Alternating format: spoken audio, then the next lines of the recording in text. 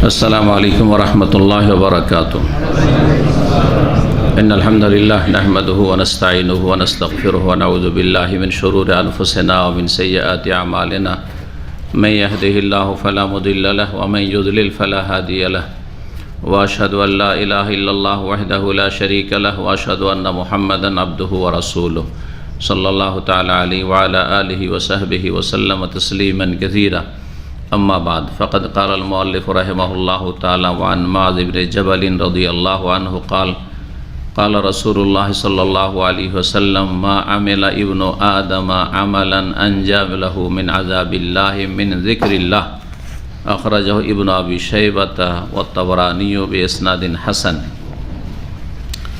व अन अबी हुरैरह रज़ियल्लाहु अन्हु क़ाल क़ाल रसूलुल्लाह सल्लल्लाहु अलैहि वसल्लम मा जलस कौमुन मजलिसन यज़्कुरूनल्लाह फ़ीहि इल्ला हफ़्फ़तहुमुल मलाइकतु व गशियतहुमुर रहमतु व ज़करहुमुल्लाहु फ़ीमन इंदहु। अख़रजहु मुस्लिम। सम्मानित दीनी भातृमंडলী, আল্লাহ রাব্বুল আলামিনের প্রশংসা এবং প্রিয় নবী শেষ নবী মুহাম্মদুর রাসূলুল্লাহ সাল্লাল্লাহু আলাইহি সাল্লামের উপর সালাত ও সালামের পর আজ 9 রমজান 1443 হিজরি মোতাবেক 10 এপ্রিল 2022 আমাদের ধারাবাহিক আলোচনা বুলুগুল মারাম হাদিসের কিতাব থেকে বিষয়বস্তু হচ্ছে আল্লাহ রাব্বুল আলামিনের জিকির।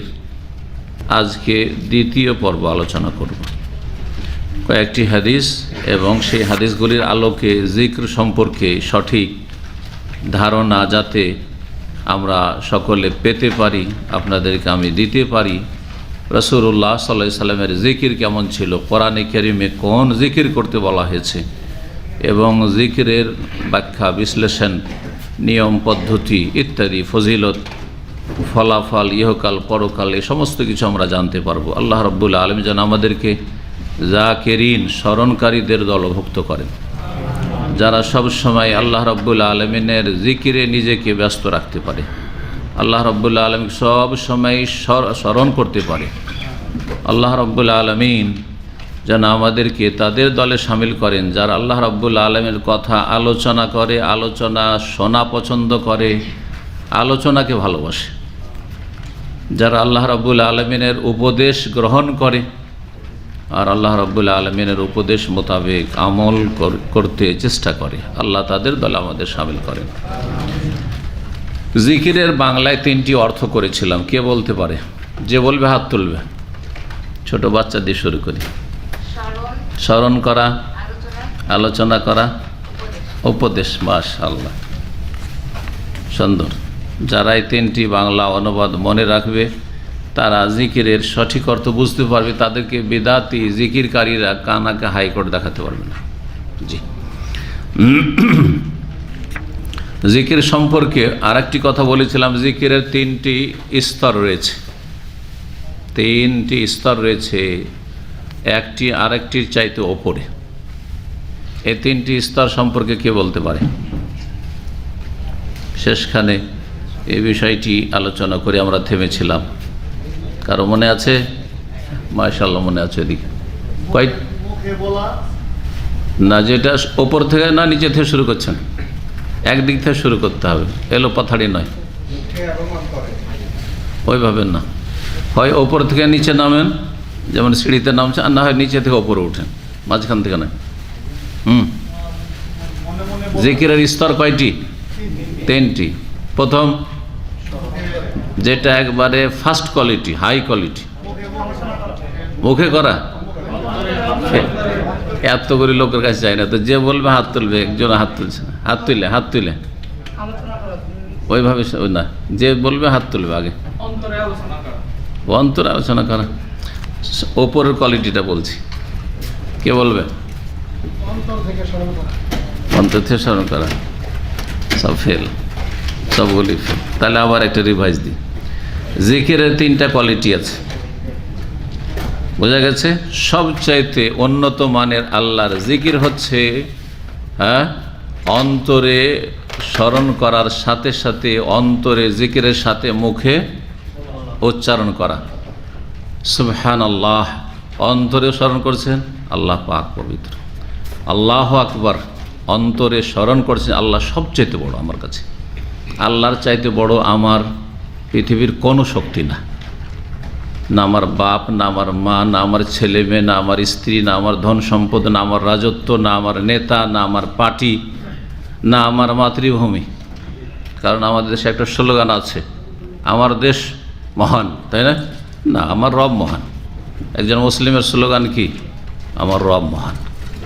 এই জাতীয়তাবাদী যদি এইরকম ধারণা নিয়ে থাকে যে তার কাছে দেশ আল্লাহর চাইতে মহান, তো কুফর এটি।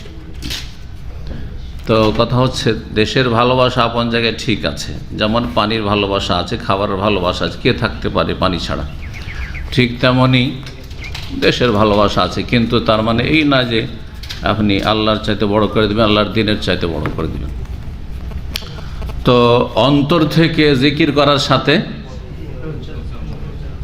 মুখে উচ্চারণ করা, এটা সবচাইতে উচ্চ স্তরে জিকির। 2 নম্বর জিকির হচ্ছে না, অন্তরে আল্লাহকে স্মরণ করা। 2 নম্বর হচ্ছে, দ্বিতীয় কোয়ালিটি হচ্ছে অন্তরে আল্লাহকে স্মরণ করা। তৃতীয় স্তর হচ্ছে সর্বনিম্ন স্তর, যে অন্তর গাফেল হয়ে আছে, অত অন্তর থেকে স্মরণ করেন আল্লাহকে, অন্তরে ওই কথাগুলি অত তাসির নেই, কিন্তু মুখে উচ্চারণ করছে।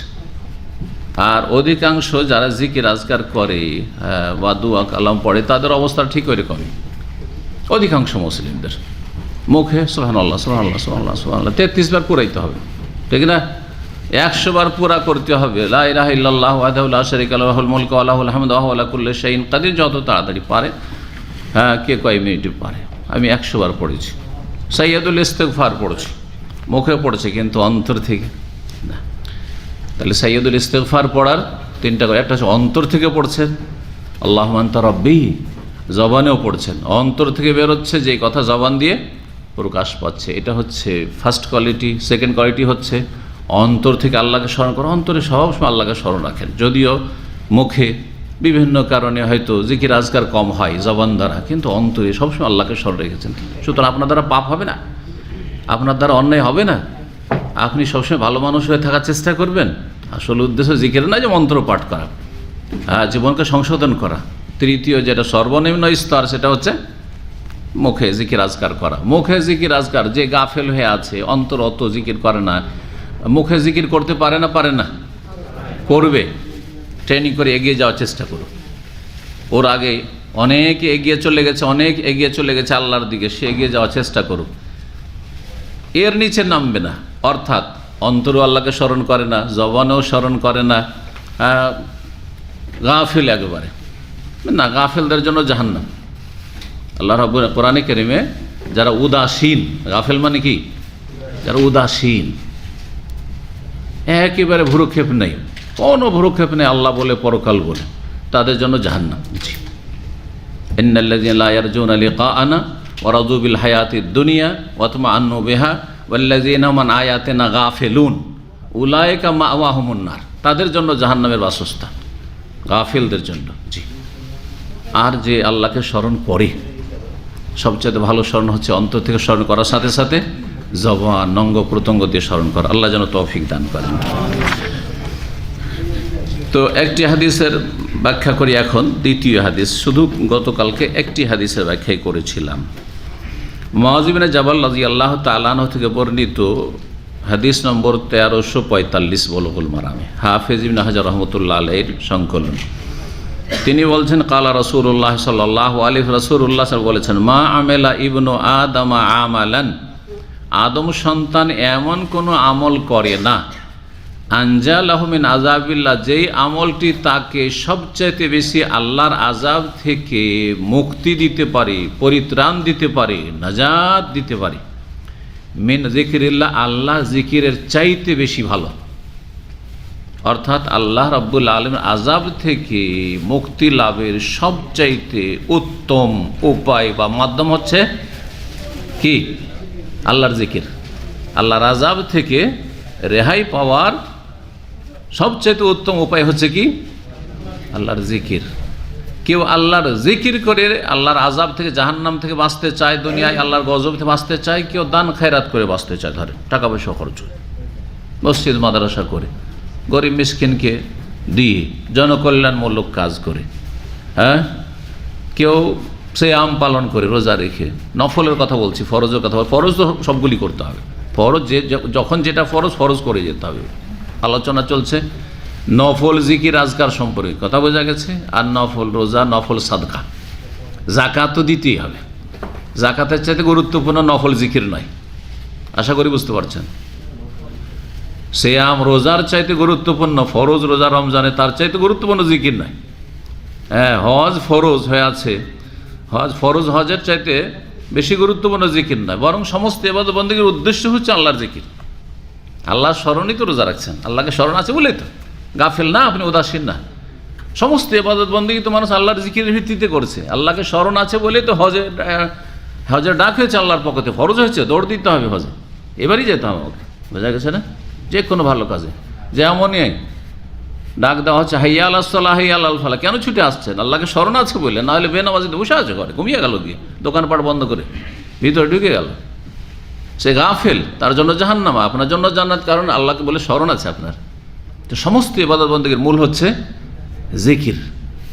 সূক্ষ্মভাবে এই জিকির বিষয়টি বোঝার চেষ্টা করবে, আল্লাহ যেন তৌফিক দান করে। আল্লাহর আযাব থেকে রক্ষা পাওয়ার সবচাইতে ভালো মাধ্যম হচ্ছে কি? আল্লাহর জিকির। এই হচ্ছে হাদিস। ইমাম ইবনে আবি শাইবা হাদিসটিকে বর্ণনা করেছেন তার কিতাব মুসান্নাফ, আল মুসান্নাফ, মুসান্নাফ ইবনে আবি শাইবাতে।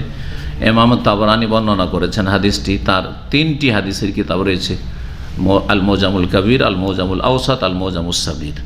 তিনি বর্ণনা করেছেন হাদিস বেসনাদিন হাসান, হাদিসের সনদটি হচ্ছে সুন্দর, হাসান মানে গ্রহণযোগ্য, যে সহি এবং হাসান এই দুটো হাদিস হচ্ছে গ্রহণযোগ্য, আর বাকি যতগুলি জয়ীফ জাল আছে সব পরিত্যক্ত। এই জন্য হাদিসের ক্ষেত্রে সহি না জয়ীফ অবশ্যই জানতে হবে, যে জানেন না শুধু হাদিস শরীফে আছে, হাদিস শরীফ আছে, এগুলো দেশীয় ধর্ম, এগুলো রাসূলুল্লাহ সাল্লাল্লাহু আলাইহি ওয়াসাল্লামের দিন ছেড়ে যাওয়ার দিন নয়, বোঝা গেছে না। কারণ হাদিসের সুরক্ষা মুহাদ্দিসিন যারা হাদিসের পণ্ডিত, তাদের মাধ্যমে, তাদের খেদমতে কোনটা সহি সনদে সূত্রে প্রমাণিত, কোনটা সহি সনদে প্রমাণিত নয়, এইভাবে আল্লাহ হেফাজত করেছেন। সুতরাং মুহাদ্দিসিনদের এই হাদিসগুলি সম্পর্কে তারা কি বলেছেন এটা জানা থাকতে হবে। আপনি হাদিসের যদি পণ্ডিত না হন, তো যারা হাদিসের পণ্ডিত তাদের মাধ্যমে জেনে নিতে হবে যে এই হাদিসটা সহি কিনা। পক্ষান্তরে কোরআনে কারিমের আল্লাহ রাব্বুল আলামিন নিজে স্পেশাল হেফাজতের দায়িত্ব নিয়েছেন, ওইটা মুফাসসিরদের জন্য ছেড়ে দেননি, ওটা মুহাদ্দিস আর ইমামের জন্য ছেড়ে দেননি, কারণ আল্লাহ রাব্বুল আলামিন কোরআনের দায়িত্ব নিয়েছেন। কোরআনকে কেউ বদলাতে পারবে না, জি, গতকালকে বলেছি। তো এই ছিল হাদিস। জি, দ্বিতীয় হাদিস 1346 নম্বর হাদিস। আবু হুরায়রা রাদিয়াল্লাহু তাআলা আনহু থেকে বর্ণিত, তিনি বলেন ক্বালা রাসূলুল্লাহ সাল্লাল্লাহু আলাইহি ওয়াসাল্লাম বলেছেন, মা জালাসা কওমুন মাজলিসান। এই হাদিসটিতে জিকিরের মজলিস, যেখানে আল্লাহর জিকির আজকার হচ্ছে। আল্লাহর জিকির আজকার বলতে কি? কয়টি কথা? 3টি কথা। যেখানে আল্লাহকে স্মরণ করা হচ্ছে, যেখানে আল্লাহ রাব্বুল আলামিনের আলোচনা হচ্ছে, আল্লাহর দ্বীনের আলোচনা হচ্ছে, যেখানে আল্লাহ রাব্বুল আলামিনের উপদেশ দেওয়া হচ্ছে, বোঝা গেছে না। এই জিকিরের মজলিসের ফজিলত, আপনারা জিকিরের মজলিসে বসে আছেন, এর ফজিলত জেনে নিন। যে কোনো জায়গায় আল্লাহকে স্মরণ করছেন, সেটা জিকির, এমন জিকির যেটা দিয়ে আমিও উপকৃত হচ্ছি, আপনারা উপকৃত হচ্ছেন, এটা জিকিরের মতো আদি, যেটা দ্বারা সবাই লাভবান হচ্ছে, একজন আরেকজনকে লাভবান করছে, উপকৃত করছে। আর একটা জিকির হচ্ছে জিকিরের লাজিম, মানে শুধু সেটার উপকারিতা যেই ব্যক্তি জিকির করছে তার সাথে সীমিত। যেমন মসজিদে বেশ কিছু লোক এখন বসে আছে, অনেকে মসজিদে বসে আছে, কিন্তু তাই না, মসজিদে বসে কেউ কোরআন তেলাওয়াত করছে, মসজিদে বসে কেউ জিকির আজকার তসবিহ তাহলিল করছে, মাগরিব পর্যন্ত দোয়া করছে, আর যখন ইফতারি সময় হবে, ইফতার তার কাছে রাখা আছে, ইফতার করে নেবে হয়তো, বুঝছেন না, বা ইফতারি সময় হলে তখন বাসায় চলে গেল। দুটোই কিন্তু জিকির, এটাও জিকির, আর যারা মসজিদে বসে বিভিন্ন রকম জিকির আজকার করছে সেটাও জিকির। গতকালকে বলেছে কোনটা বেশি লাভজনক? যেটাতে নিজেও লাভ হচ্ছে আর অন্যকে আমি কিছু লাভ করিয়ে দিতে পারছি, এটার বেশি ফজিলত। 2 রকমেরই জিকিরের মজলিসের ফজিলত। এই মজলিসেরও ফজিলত, আর আপনি মসজিদে বসে আছেন, কোরআন তেলাওয়াত করছেন, জিকির আজকার করছেন, তসবিহ তাহলিল করছেন, বসে আছেন, যেমন ফজর পর বসে গেছে, সূর্য উঠবে, তারপরে আমি এশা করে যাব, এই যে জিকির আজকার করছে ওইটারও ফজিলত আর এটারও ফজিলত, দুটোরই ফজিলত শোনেন। বলছেন মা জালাসা কাওমন, কোন জাতি কোন সম্প্রদায় যদি কোনো মজলিসে বসে, মাজলিসান, মজলিস আমরা বলি আরবিতে মাজলিস, আরবি শব্দ কিন্তু, ইয়াজকুরুন আল্লাহ ফিহি, যাতে আল্লাহ রাব্বুল আলামিনের তারা জিকির আজকার করে, আল্লাহকে স্মরণ করে। ফজিলত কয়টি?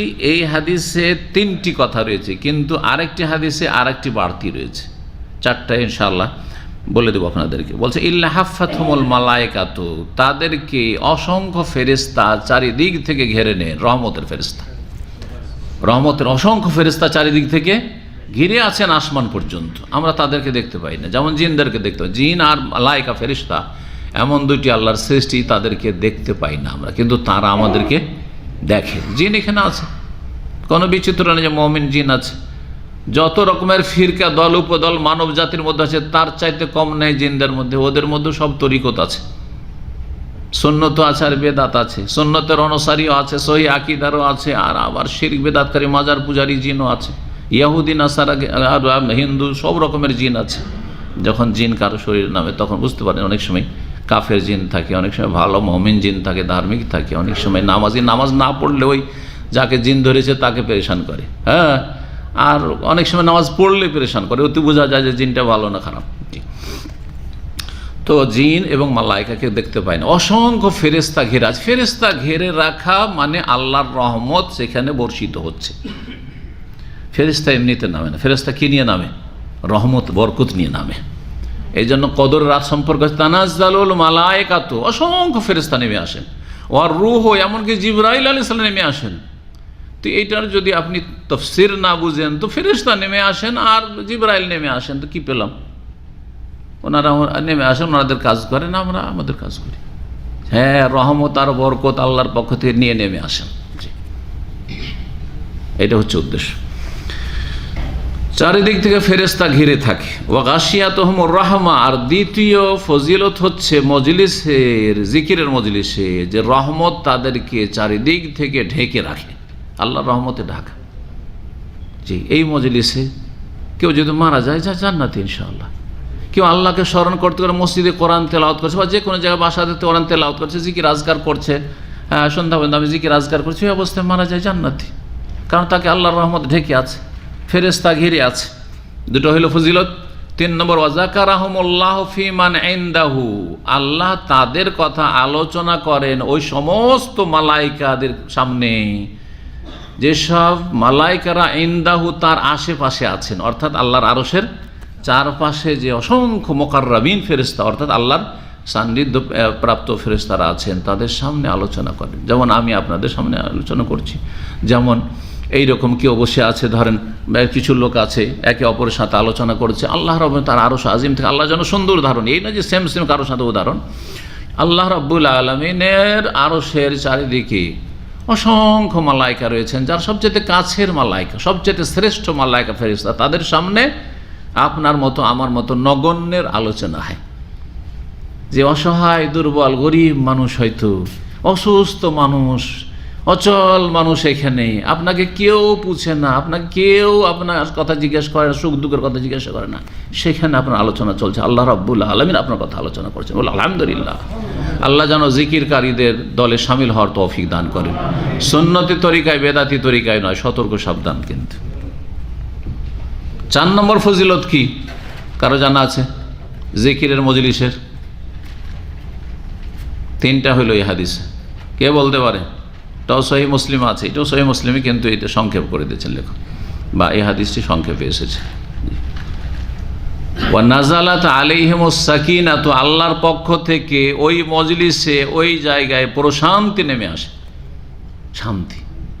মানুষ সুকুন চায়, শান্তি চায়। আজকাল পয়সার অভাব নেই, বরং যার কাছে যত বেশি পয়সা আর যে যত বড় ক্ষমতার মালিক, যে যত বড় দেশের মালিক, যত বড় যে কোনো রকমের ক্ষমতা রাখে, তার তত বেশি টেনশন, দুশ্চিন্তা, অশান্তির শেষে নেই।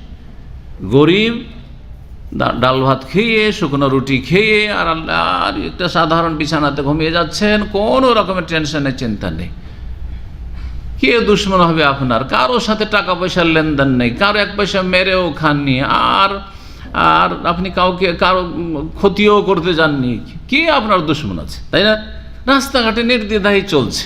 কিন্তু অন্যরা যাদের অনেক পয়সা আছে, আপনার কাছে কেউ পাবে না, আপনি কারো কাছে পাবেন, টেনশন নেই। কিন্তু যাদের অনেক পয়সা চারিদিকে দুনিয়ায় ছড়িয়ে দিয়েছে, আর সুইস ব্যাংক থেকে শুরু করে গোটা দুনিয়াতে ছড়িয়ে ছিটিয়ে আছে, এই পয়সা যে কোনোদিন ঘুরে আসবে কি আসবে না, তার ছেলেমেয়েরা ভবিষ্যৎ পর্যন্ত ভোগ করতে পাবে কি পাবে না, এই টেনশন নিয়েই তো মরছে। টেনশন নিয়ে মরছে, পয়সা নিয়েও পেরেশান। আলহামদুলিল্লাহ, আলহামদুলিল্লাহ, আল্লাহ সুস্থ রেখেছেন, ভালো রেখেছেন, মনে শান্তি আছে। এই শান্তিটা সবচেয়ে বড় জিনিস। মানুষ কি চায়? শান্তি চায়, শান্তিতে জীবনযাপন করতে চায়। এই 4টি ফজিলত। তো এ হাদিসে ফজিলত জানলাম কিসের? মজলিসে জিকিরের মজলিসের। আর আগের হাদিসেতে জানলাম যে জিকির আল্লাহর আযাব থেকে নাজাত দেওয়ার সবচেয়ে বড় মাধ্যম, জিকিরের ফজিলত জানলাম। আর একটি হাদিস, যারা জিকির আজকার করে না, আধা ঘন্টা 1 ঘন্টা বসে থাকলো, আল্লাহর নাম পর্যন্ত আসলো না। একজন মুসলিম 2-4টা কথা বললে আল্লাহর নাম আসবে। যদি ভবিষ্যতে কোনো কিছু করবো, ইনশাআল্লাহ, এলো না আল্লাহর জিকির না, ইনশাআল্লাহ আল্লাহর জিকির। যদি একটা খুশির খবর, একটা ভালো জিনিস দেখেন, মাশাআল্লাহ, দেখেন মাশাআল্লাহ, তাই না?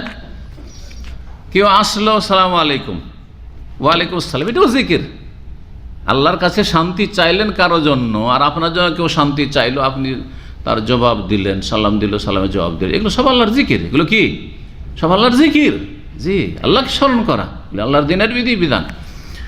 তো কোন একটা মজলিসে বসলে না আল্লাহর প্রশংসা, না নবী সাল্লাল্লাহু আলাইহি ওয়াসাল্লামের ওপর দরুদ ও সালাম, কারণ আল্লাহর হক সবচেয়ে বড় হক, তারপরে সবচেয়ে বড় হক হচ্ছে আমার রাসূল সাল্লাল্লাহু আলাইহি ওয়াসাল্লামের হক। না আল্লাহর হক আদায় করলেন, না রাসূলুল্লাহর হক আদায় করলেন সাল্লাল্লাহু আলাইহি ওয়াসাল্লাম, তাহলে সেই মজলিস হচ্ছে পাপের মজলিস। সেই মজলিসে কাবিরা গুনাহ নাই হোক, সেই মজলিস বরকতহীন মজলিস, সেই মজলিসে কোনো রকমের বরকত নেই। আমাদের খাওয়া দাওয়ার পার্টিগুলো অধিকাংশ এমন হয়, 2 ঘন্টা 4 ঘন্টা গ্যাদারিং, খাওয়া দাওয়া চলছে, আর দুনিয়ার গল্প গুজব চলছে। মহিলাদের কার কত সোনাদান আর গয়না আছে চলছে, কার কত জোড়া কাপড় চোপড় আছে চলছে, আর কার ছেলেমেয়েরা কত ভালো ভালো স্কুলে পড়াশোনা করছে, আর কত ফিস দিয়ে পড়াচ্ছে, এগুলোই চলছে। আর পুরুষদের গল্প চলছে, কে কত ইনকাম করলো, আর কে কত দেশ ঘুরলো, আর কত দেশে যাবে, ভিসা পেয়ে চমক দেশের, আউযুবিল্লাহ, এইসব করছে। হ্যাঁ, কাফের দেশে যাওয়াটাকে মনে করছে জান্নাতে চলেই গেল, মাশাআল্লাহ। হ্যাঁ, এগুলো আলোচনা ছাড়া না আল্লাহর কথা, না রসুলের কথা, না দিনের কথা, না আখিরাতের কথা, না একবার জিকির আজকার, না আস্তাগফিরুল্লাহ।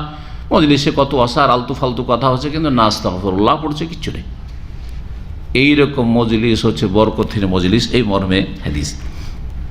1347 নম্বর হাদিস বলছেন আবু হুরায়রা রাদিয়াল্লাহু তাআলা আনহু বর্ণনাকারী, ক্বালা রাসূলুল্লাহ সাল্লাল্লাহু আলাইহি ওয়াসাল্লাম, রাসূলুল্লাহ বলেছেন, মা কাদা কওমুন মাকআদান, কোন সম্প্রদায় যদি কোনো মজলিসে বসে, লাম ইয়াযকুরুল্লাহ ফীহি, যেখানে আল্লাহর জিকির আজকার করলো না, আল্লাহকে স্মরণ করলো না, না সেখানে বিসমিল্লাহ বলা হইলো, আরে খাওয়া দাওয়া করছে বিসমিল্লাহ বলেন না, আরে কমপক্ষে এটাও তো আল্লাহর জিকির, এটাও তো আল্লাহর জিকির। যে সাহরিতে যে বরকত আছে বলা হয়েছে, সাহরি ভোর রাতে, ওর বিভিন্ন ব্যাখ্যার মধ্যে একটি হচ্ছে যে যেই ব্যক্তি সাহারি খেতে উঠলো, ঘুম ভাঙলো, তখন ঘুম ভাঙার দোয়া পড়লো, আল্লাহর জিকির হলো না? আলহামদুলিল্লাহিল্লাযী আহইয়ানা বাদা মা আমাতানা ওয়া ইলাইহিন নুশুর, একটা জিকির হয়ে গেল। হ্যাঁ, উযু করলো, বিসমিল্লাহ বললে, আবার তারপরে উযুর পরে কালিমা শাহাদাত পড়লো। হ্যাঁ, আরও যে দোয়াগুলি উযুর দোয়া আছে, জিকির আজকার হয়ে গেল না? খেতে বসলো, বিসমিল্লাহ, আর তারপরে খাওয়া দাওয়া শেষ করলো, আলহামদুলিল্লাহিল্লাযী আতামানি হাযা ওয়া রাযাকানি মিন গায়রি হাওলিন মিন্নি ওয়ালা কুওয়া। যদি অপরের বাসাতে খায়, অন্যের খায়, তাহলে আল্লাহুম্মা আতামানি ওয়াসকামান সাকানি ইত্যাদি, আল্লাহুম্মা বারিক লাহুম ফিমা রাযাকতাহুম ওয়াগফির লাহুম, কতগুলো জিকির হয়ে গেল। হলো না? হলো না? এই জন্য সাহারিকে বরকত বলা হয়েছে। যে আর তারপরে সময়টা কত সুন্দর সময়, এই সময় আল্লাহ নিকটবর্তী, এই সময় আল্লাহর জিকির আজকার করছেন। তো যে কোনো মজলিসে কেউ যদি বসে, আল্লাহ ইয়াযকুরুল্লাহ, সেখানে আল্লাহর জিকির আজকারই করে, আল্লাহর নাম পর্যন্ত এলো না, আল্লাহর নাম পর্যন্ত এলো না। নাম আসলেও কোনো আল্লাহর জিকির আজকার নেই, কথা প্রসঙ্গে আসলেও কোনো দিনই কথা নয়, খালি দুনিয়ার কথা। ওয়ালাম ইউসাল্লু আলান নবী সাল্লাল্লাহু আলাইহি ওয়াসাল্লাম, আর নবী সাল্লাল্লাহু আলাইহি ওয়াসাল্লাম সালাতু সালামও পেশ করলেন, দুরূদ ও সালাম পেশ করলেন না। নবীর নাম আসছে, দেশি তরিকা, নবীজি বলেছেন, এগুলোই শিক্ষা ছিল আগের শিক্ষা। এখন তো আলহামদুলিল্লাহ কারেকশন হচ্ছে, নবী আসলে বলতে শিখছেন, এখন প্রবাসে এসে অনেকটা শিখে গিয়ে আপনারা দেশবাসীকে শিখাচ্ছেন নবী সাল্লাল্লাহু আলাইহি ওয়াসাল্লাম বা রাসূলুল্লাহ সাল্লাল্লাহু আলাইহি ওয়াসাল্লাম শিখছেন, কিন্তু দেশে কি ওয়াইজ বক্তাদের আমার নবীজি বলেছেন, হুজুরে পাক বলেছেন। কোথায় সাল্লাল্লাহু আলাইহি ওয়াসাল্লাম? হুজুরে পাক বললেন আর আপনি নবীজি বললেন, নবীর কি হক আদায় করলেন আপনি? কিন্তু সাল্লাল্লাহু আলাইহি ওয়াসাল্লাম তার উপর আল্লাহর রহমত এবং শান্তি দুটো দোয়া করেন, রহমত আর শান্তি। আর কি চায় মানুষ? আমার উপর যদি রহমত আর শান্তি হয় তো আমার কে কি ক্ষতি করতে পারবে? আপনাদের যদি আল্লাহর রহমত আর শান্তি হয়, আল্লাহর পক্ষ থেকে শান্তি, আল্লাহর পক্ষ থেকে রহমত, সারা দুনিয়া একদিকে কিছু করতে পারবে না। এই দোয়া নবী সাল্লাল্লাহু আলাইহি ওয়াসাল্লামের জন্য ছোট্ট একটি দোয়া, এটা হক নবীর। সর্বনিম্ন এই হকটি আদায় করেন। সবচেয়ে বড় হক আদায় হচ্ছে নবীর পথের পথিক হওয়া, নবীর তরিকায় জীবন গড়া, নবীর তরিকায় ছেলে মেয়েদের মানুষ করা, জি, নবীর উম্মত তৈরি হওয়া, নবীর উম্মত তৈরি করা, এগুলো হচ্ছে বড় হক। নবী সাল্লাল্লাহু আলাইহি সাল্লামের আগে না বাড়া, বেদাত না করা, শিরক না করা, মন গড়া ধর্ম পালন না করা, নবী সাল্লাল্লাহু আলাইহি সাল্লামের পেছনে পেছনে থাকা, বিরোধিতা না করা। না নাস্তিকদের মতো হবেন, না বেদাতিদের মতো হবেন। যে নাস্তিকরা নবীর বিরোধিতা করেছে আর বেদাতিরা নবীর আগে বেড়ে গেছে, বেশি পণ্ডিতি দেখেছে, আমরা আরও ধর্মকর্ম একটু বেশি ভালো করে করব। কথা বুঝছেন না? জি, দুটোই কিন্তু বেয়াদবি, জি, দুটোই বেয়াদবি। এই জন্য বেদিনীয় আর বদ্দিনী। বদ্দিন হচ্ছে যারা বেদাতি ধর্মকর্ম করে, আর বেদিন হচ্ছে যারা বিধিহীন, ইসলাম থেকে দূরে রয়েছে, অথচ জন্মসূত্রে তারা ইসলাম পেয়েছিল। এই দুই ফিতনা থেকে এবং দুই গুমরাহ পথভ্রষ্ট দল থেকে বেঁচে থাকবেন এবং নিজের ছেলে মেয়েদেরকে বাঁচিয়ে রাখবেন। আপনার ছেলেমেয়েরা না বেদিনদের দলে, নাস্তিকদের দলে সামিল হবে, আর না বেদাতিদের দলে সামিল হবে, নবী সাল্লাল্লাহু আলাইহি ওয়াসাল্লামের দলে সামিল হবে, সাহাবায়ে কেরামদের দলে সামিল হবে। আল্লাহ যেন তৌফিক দান করেন। তো এই ছিল হাদিস, যে কোনো মজলিসে বসলো, আল্লাহর স্মরণও করলো না আর নবী সাল্লাল্লাহু আলাইহি ওয়াসাল্লামের ওপর সালাত ও সালাম পেশ করলো না, ইল্লা কানা আলিম হাসরাতান ইয়াউমাল কিয়ামাত, তাহলে কিয়ামতের দিনে তার বড় আক্ষেপ হবে, বড় আক্ষেপ হবে যখন দেখবে আমল নামাতে শূন্য হয়ে আছে, শূন্য হয়ে আছে, অথচ তার বেটার চান্স ছিল।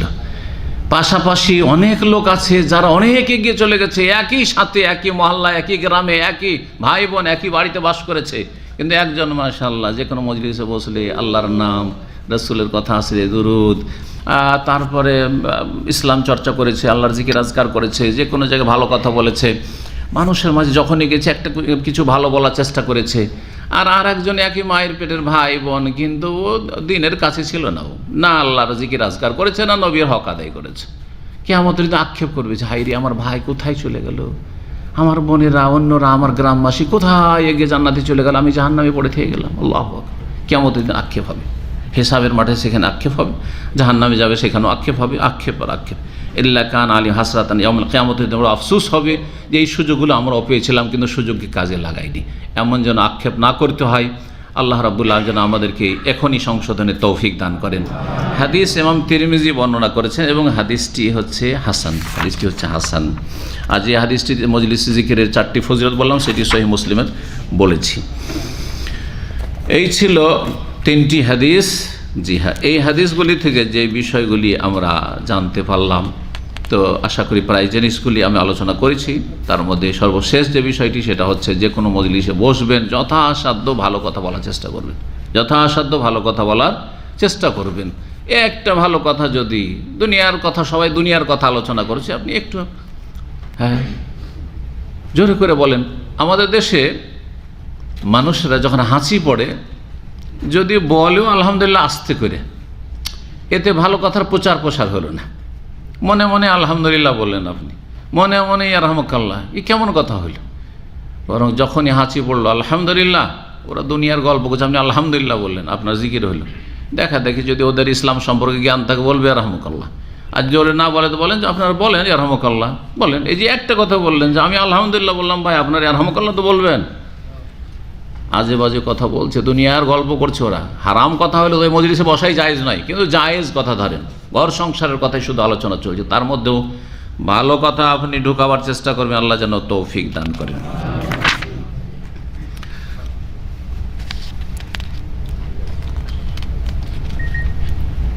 জিকিরের অনেক ফজিলত রয়েছে। ইমাম ইবনুল কাইয়িম রাহিমাহুল্লাহর একটি কিতাব রয়েছে আল ওয়াবিলুস সাইয়্যিব। আল ওয়াবিলুস সাইয়্যিব, এই কিতাবে তিনি 100-র বেশি জিকিরের উপকারিতা বর্ণনা করেছেন। 100-র বেশি জিকিরের উপকারিতা বর্ণনা করেছেন। তার মধ্যে 30টি জিকির আজকারের ফায়দা ইনশাআল্লাহ তাআলা আগামীকালকে বর্ণনা করব, কারণ আজকে যদি শুরু করি তো 30টা বলতে বলতে ইফতারির সময় হয়ে যাবে। সুতরাং আর তাড়াহুড়া করে বলে অসম্পূর্ণ কথাবার্তা বেশি উপকারীও হবে না, একটু ব্যাখ্যা করে বলবো যাতে করে আমাদের কলবে অন্তরে ওর একটা ভালো প্রভাব পড়ে এবং আমরা নিজেদেরকে বদলাতে পারি এবং আল্লাহ রাব্বুল আলামিনের কাছাকাছি হইতে পারি। জি, আল্লাহর ফেরেশতারা, জিন এবং আম্বিয়া রসুলগণ সবাই প্রতিযোগিতা করে। আল্লাহ কোরআনে বলেছেন সূরা ইসরা, সূরা বনী ইসরাঈলে, যে উলাইকাল্লাযিনা ইয়াদউনা ইয়াবতাগুনা ইলা রাব্বিহিমিল ওয়াসিলাত আইয়ুহুম আকরাবু ওয়া ইয়ারজুনা রাহমাতাহু ওয়া ইয়াখাফুনা আযাবাহ। আল্লাহ ছাড়া অন্যের যারা উপাসনা করে, যাদের উপাসনা করে, যুগে যুগে কিছু কিছু জাতি ছিল যারা ফেরেশতার পূজা করত, কিছু ছিল যারা জিনের পূজা করত, আর কিছু আছে যারা আল্লাহর নেক বান্দার নবী ওলিদের পূজা করে। আল্লাহ রাব্বুল আলামিন এদের সম্পর্কে বলছেন যে যাদেরকে আল্লাহকে বাদ দিয়ে তোমরা ডেকে থাকো বা এক শ্রেণীর লোকেরা মুশরিকরা ডেকে থাকে, উলাইকাল্লাযিনা ইয়াদউন বলছেন আল্লাহ রাব্বুল আলামিন যে এরা কি করে, আইয়ুহুম আকরাবু, তারা ইয়াবতাগুনা ইলা রাব্বিহিমিল ওয়াসিলা, আল্লাহর কাছে পৌঁছার জন্য তারা আল্লাহর সান্নিধ্য লাভের চেষ্টা করে। ওয়াসিলা মানে কুরবা, সান্নিধ্য তলাশ করে। উলাইকাল্লাযিনা ইয়াদউন ইয়াবতাগুনা ইলা রাব্বিহিমিল ওয়াসিলা, আল্লাহর সান্নিধ্য লাভের চেষ্টা করে। নবী রাসূলগণও এগিয়ে যাওয়ার চেষ্টা করেছেন। কিভাবে? বলছে আইয়ুহুম আকরাব, কে বেশি কাছে যেতে পারে, কে বেশি কাছে যেতে পারে,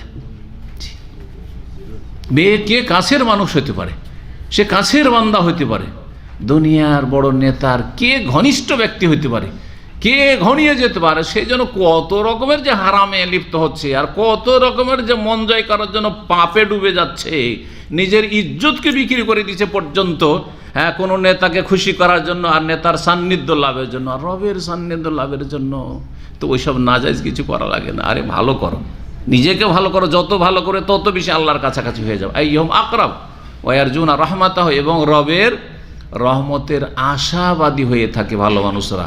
ওয়া ইয়াখাফুনা আযাব, আল্লাহর আযাবকে ভয় করে থাকে, আল্লাহর আযাবকে ভয় করে থাকে। সুতরাং আল্লাহর রহমতের আশা করবেন, সবসময় নিরাশ হবেন না। আল্লাহর আযাবকে ভয় করবেন, এই দুটো হচ্ছে ডানা, দুটোই ঠিক থাকতে হবে। যেমন আল্লাহর আযাবের ভয় থাকবে, তেমন আল্লাহর রহমতের আশাও রাখতে হবে। আর আল্লাহর কাছাকাছি হওয়ার জন্য সর্বাত্মক প্রচেষ্টা চালাইতে হবে। আল্লাহ যেন আমাদের সকলকে তৌফিক দান করেন।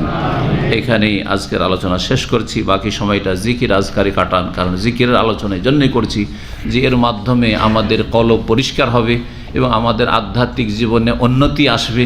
আর যখন আমাদের রুহের উন্নতি হবে তখন আমাদের ঈমান আমলের কোয়ালিটি সুন্দর হবে, আমাদের জীবনটা বদলে যাবে। আল্লাহ যেন আমাদের এইভাবে জীবনটাকে ভালোর দিকে বদলে নিয়ে যাওয়ার তৌফিক দান করেন, ভালো থেকে আরও ভালো হওয়ার যেন তৌফিক দান। যেসব ভাই বোনেরা ভালো তাদেরকে আরও বেশি ভালো হওয়ার যেন তৌফিক দান করেন এবং জান্নাতীদের সাথে আমাদেরকে যেন আল্লাহ রাব্বুল উচ্চ স্থানে জান্নাতুল ফিরদৌসে আল্লাহ স্থান দান করেন।